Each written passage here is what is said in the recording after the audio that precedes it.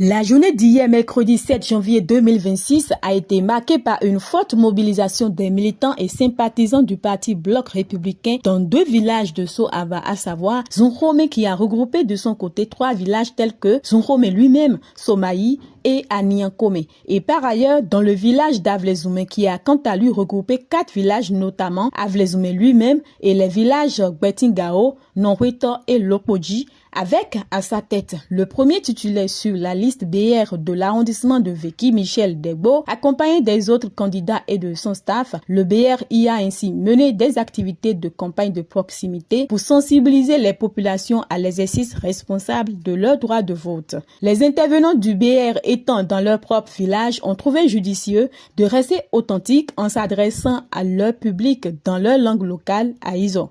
Écoutons leurs divers messages.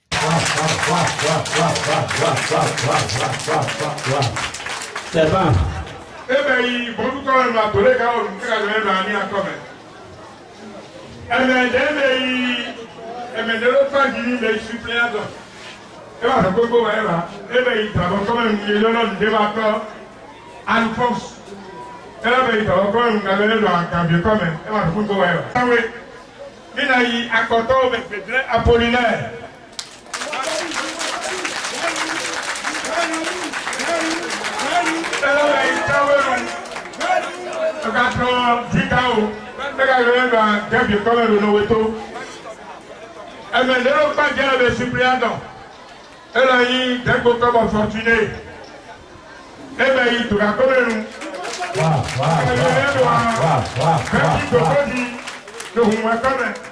C'est bon.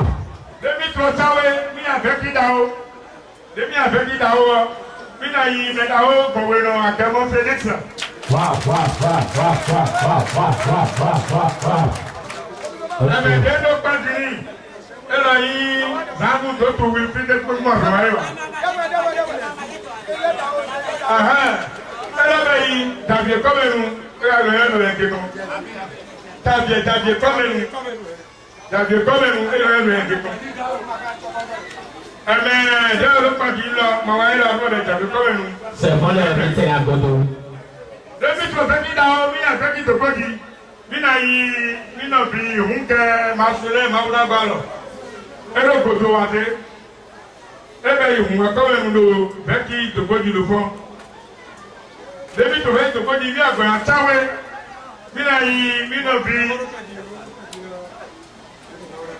Mais de l'autre part, on a mentionné à tout comme Valentin. Il veut qu'il te voit du gars comme le pont. Depuis que je te vois du Valentin, il a eu donc à Kossou Augustin. Eh bien, on a eu le programme de nous garder en place. Il traîne, elle est botonière, il a vu, il a aussi. Tant que nous, de Victorine, et bien, on avait Gaoulou. Mais là, au fourrant, il y a quoi à souper. On va y mettre des pétales et bien le fouton comme les Kantéka. À quoi nous sommes Mathias. Ya. C'est bon. Quand on a eu un camion. Et bien, le candidat, elle a fait Tchawé, le Boukone. Et à Toubé, à Gamon Boniface, et comment on va dire. et à donner le c'est un commun. Donc, elle m'a dit, elle Chado, Gouvernement de Guinée. On est gommé à Djendo Tchaï. Donc, avant de fouiner, avant de se nouer ça. Conseiller de Guinée, eh bien, il est mort. Nous pouvons pas faire le dossier. Ah, de nous, on doit la caille. Ah, de nous à tout seul. Donc, on a fait des pommes. On a calé le fouet, quand nous comptons le boulet, et qu'on y aille. Elle n'est pas le boulet. Le petit temps, mais il y a temps. On va voir quand même fait chower. Et il y a le dossier. Àwọn wa bó tó mọ ìlú pópá débò ní èdòrún kọ egun dé mọ ọ̀run kọ àwọn wa bó tó mọ ìlú pó débò ní èdòrún kọ egun dé mọ ọ̀run kọ àṣẹ ọ̀hún ìdílé tó ń dé ìwòsàn ẹsẹ̀ onímọ̀ ọ̀run kọ àṣọ ọ̀hún.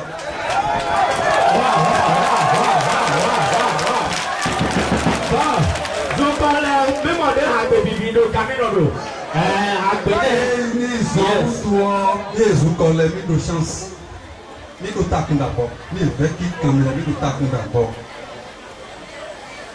Et dans Akaro pour tout demain, nous mettons le point tout l'homme. Il m'a dit à diamant un double auto. Il m'a dit à diamant un double auto. Auto, n'est l'auto est confondant. Pourquoi toi me titouer si vous? Les rotois et gouvernants famille d'or titouer si au haut. Oh, je connais le droit cambodgien pour le lycée. Et non, aïe, mais les pays au Figado, au Joe d'accord, nos filles tombent d'accord.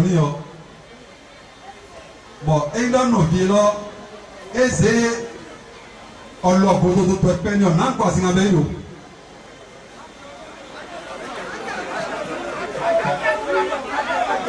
Hein? Awa d'accord nos vies. Bon, nos vies, le gars, il a le goût de peine, de peine. N'a pas si on avait eu. Et ils sont, toi, Mido, on est laissé.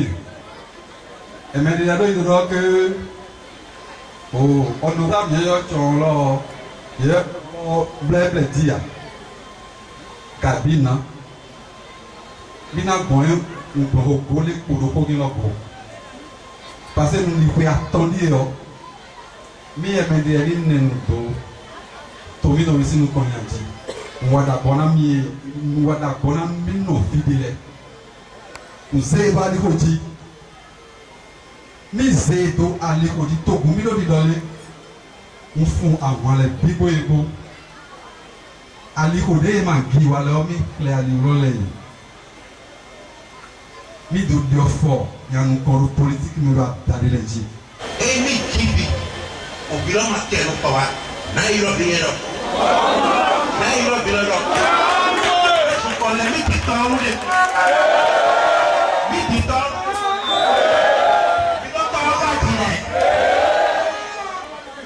Benando wako. Ema ikejilendo wako. Yegado pimona ya assemblée à Kero Paulo. Eini, ami moro. Bego wa glory. Oh, mauro e mate tole me do voa tole me wa. Mi tale mi do suru mi no ko. Uto wan lo. Do eme susu to seme. Do to bole poro timi. Mi ga ni ro taki, uro taki domino sokoe. Eyi be do mi tale sulu bialole. Do me la tini do sulu. O mele madame de azu azu me de dente e me do le go e ibere me zuzu akiwa lo le o pase su panyo sile domodo lo do mi domodo o gara lo ma du gawa ma uni biero o lo su an dedewe me de ma zero do gawa ati ma u do na ya zedewe lo yes ya isu lo ma ga na no tebe me do gbe wa. Par Par ailleurs, le BR oriente les populations de Soava concernant leur vote du dimanche 11 janvier prochain. Pour finir, l'une des Amazones de la liste des candidats, Anita Arondjinou, n'a pas hésité à accorder à Josia Web TV une interview en français pour faire un résumé de ce qui a été dit afin de faciliter la compréhension à un plus large public. Nous sommes venus expliquer à nos parents notre choix, de pourquoi nous avons choisi le bloc républicain, le parti des jeunes, le parti des femmes. Nous avons dit à nos parents que ce choix est porteur d'avenir. Nous avons fait ce choix pour pouvoir nous exprimer librement. Nous avons fait ce choix pour que notre commune sorte de l'ordinaire. C'est ce qui nous a amené ce soir. On a présenté les différents candidats.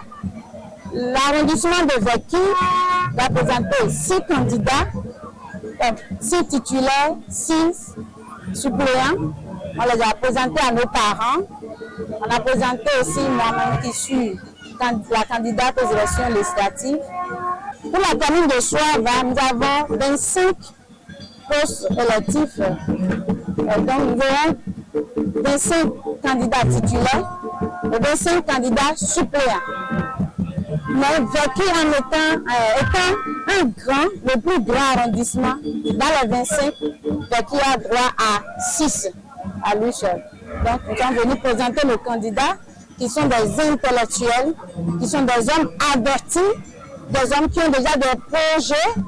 Et ces projets, en nous référant au projet communal de notre parti, on s'y retrouve.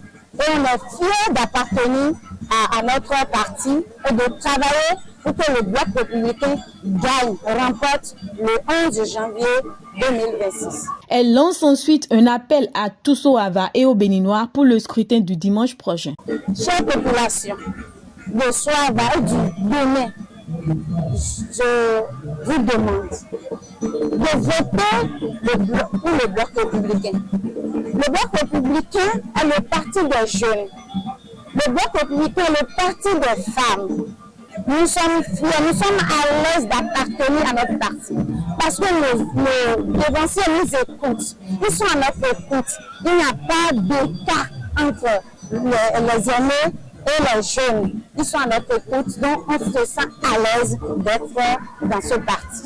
Merci. Rappelons que la gouvernance locale et la transparence font partie des sujets cruciaux qu'aborde le BR, promettant de renforcer les libertés publiques et la démocratie moderne. Le BR se voit tenir le coup pour la suite de la tournée de la campagne électorale en attendant le jour J.